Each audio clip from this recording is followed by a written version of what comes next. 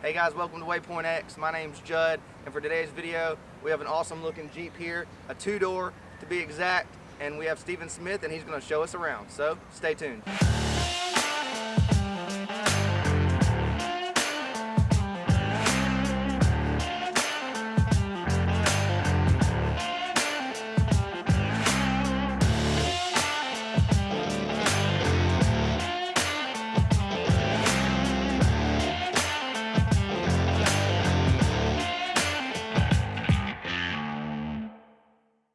So what do we have here? What year Jeep is this? So it started out life as a 2008 JKX, bottom of the line. I mean, just bare bones. Bare bones. Bare bones. I mean, I knew I was going to gut it, so why spend the money on extra features? I mean, what you see is what you get. Right. So on the front end, we got the VKS Fab 3-inch chop bumper. We got the off-road light bar headlights. Stock turn signals. I mean, honestly, just Amazon, you know, whatever. Budget lights. Yeah, I mean, you gotta save money somewhere, right? It is what it is, right? I mean, we all spend the money. Poison Spider louver hood thing. I actually did cut the hood so the louver does function, just so we're clear on that. Not exactly clear in the photo, but do have the trans cooler here. So, you know, we're going the whole 9 yards. I'm not sure if they're clear or not. You know, we got the orange balls on the axles under there, 40-inch Nittos. Yeah, you got the Nitto tires. But that frame chop, though, really gave you a better approach angle. It's all about approach angle. I mean, let's be honest here. I mean, when you're running 40s, you want every inch you can get. So, absolutely. Yeah, I mean, I wanted that extra clearance. Rugged Ridge aluminum hood latches. Yeah, I mean, we all know hood flutter is a thing, so that was mod number 1 in my book. Absolutely. So, yeah, I mean, that was a no-brainer. Went awesome. Straight to it. All right, Steven, so what do we have for steering? All right, so starting under the hood, I've got the PSC, latest gen, big bore steering box. I wanted to do the Hydra steer, haven't quite got there yet. That aside, I've got the Rock Crawler drag link, Rock Crawler tie rod, RCV orange balls in the axle shafts. And this is a Dana 44 up front? It is. It's TerraFlex Dana 44 up front, 1/4-inch tube. So, you know, when I bought the axle, I was on 37s, 40s now. You're a little worried. What gears are you running? 538 gearing. So, yeah, I'm kind of on borrowed time. I do realize that. True 1-tons, they're in the works, but this is where we are right now. Absolutely, absolutely. All right, Steven, so what do we have for wheels and tires? All right, so on the tire side, I'm running a Nitto Trail Grap, 40-inch, 7 wide, 17 diameter, 13.5 wide, KMC machetes. Can't say enough about the tire wheel combo. Love them. We had those same bead locks, and I mean, they're awesome. Look, I mean, obviously I've abused them. I mean, they've got, I can't tell you how many trail rides on them, and they just love the abuse. Yeah. I've got the TerraFlex big brake on the back side. You can't see it, but it's there. It brings the 40s to a screeching halt. Again, can't say enough about them. You can probably see a little bit about it. There's 2 inches of stretch on the front side. Carnage Off-Road, Miami, Florida, did the stretch on the front. Again, fantastic company. They did my coilovers. Which is an awesome look. I mean, you see a coilovers on a Jeep and you're like, that's awesome. I mean, look, the look is awesome. The performance is bar none. I can't even express the performance value on this. And there may be a shot further on in the interview. There is actually no sway on the front of this, nor is it needed. No body roll when you're driving down the road? None. So you have some bump stops in there, some aftermarket bump stops? Yeah, I've got the Fox 2.0 bump stops, Fox 2.5 7/8" shaft, Performance Series coilovers. Again, all work done by Carnage Motorsports in Miami, Florida. And all your control arms, what are they? They're actually custom Rock Crawler. It took about 7 weeks for the custom order. Honestly, worth every week of the wait. Yeah, we actually are running their 3.5-inch kit on our 4-door. We love Rock Crawler. I mean, it's been great so far. I mean, their joints are well above par. And I can't say enough You can about abuse the product. arms until, I mean, they're just not, I mean, you can abuse them for days. Exactly. So they're And nice. you know, I had a mid arm before this, and again, it was rock crawler. Ran it for 2.5 years, 0 complaints. So I see you're not running any fenders anymore. I haven't run fenders for about 2.5 years now. These deletes are actually from Undercover Fab Works in Dothan, Alabama. I'm a huge fan of shopping domestic, shopping local, and shopping mom and pop when I can. And Undercover Fab, these were actually the prototype set. They used my Jeep as a template for this, and the end result is remarkable. So what about sliders and? All right, so Rocker Armor, White Rhino Fabrication, they're based in Canton, Mississippi. Again, I live in Jackson, Mississippi. You can't get more local than that. Right. And again, this company used my Jeep as a template for this. These were prototypes, and this guy, his setup is state of the art. State of the art. He does phenomenal handwork, laser work. I mean, I can't say enough good things about the Yeah, they company. look real clean and. Yeah, I mean the fit, everything Yeah, is perfect. This So look on the strong. actual rocker rails, DKS Fab again. Can't say enough good things about that company. These are weld-ons, obviously, you know, stock width, and at some point I'll have to go back and address that. But seeing as how I just got the Jeep back today, they more than serve the purpose. They cover all the body that's existing. Great company. I love them.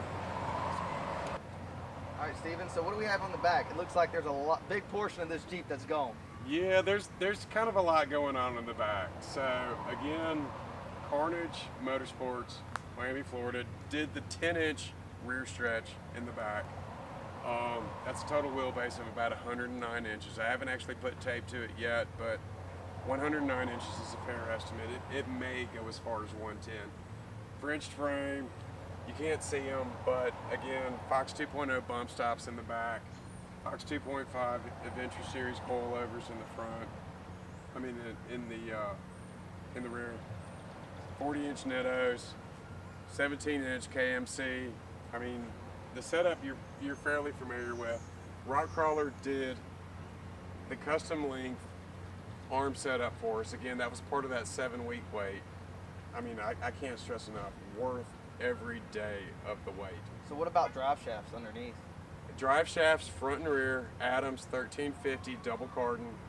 I mean, I went the whole 9 yards. I mean, so what do you have? You have a Dana 44 or what's in the rear? so there's a TerraFlex 60 semi-float in the rear. All right. Yeah. So a little bit more beef to hold up to 40s. A little bit. I mean, yeah. Better than a 44. It's definitely better than a 44. Is it where I'm going? No, but it definitely is where I am. And, you know, TerraFlex axles has been good to me. I beat the mess out of them, and they've taken every bit of abuse. So I like the trim work that you've done here around, especially around the rear light. Yeah, Looks actually, really, really again, nice. this is White Rhino Fabrication based in Canton, Mississippi.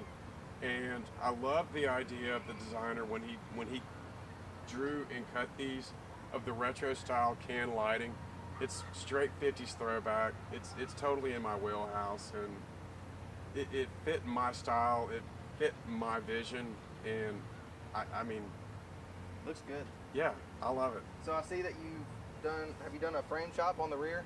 For the There bumper? has actually been no frame shop on the rear. I ditched the rear bumper about 2.5 years ago and capped the rails with D-rings. I mean, Yeah, why the not? rings aren't there, but Right. you know, it's Absolutely. it's a Looks tow great. point waiting to happen, and it's less weight, it's better fuel economy, it's better clearance on the departure angle, Absolutely. and it's all about the wheeling, man, and There you go. that gets the job done.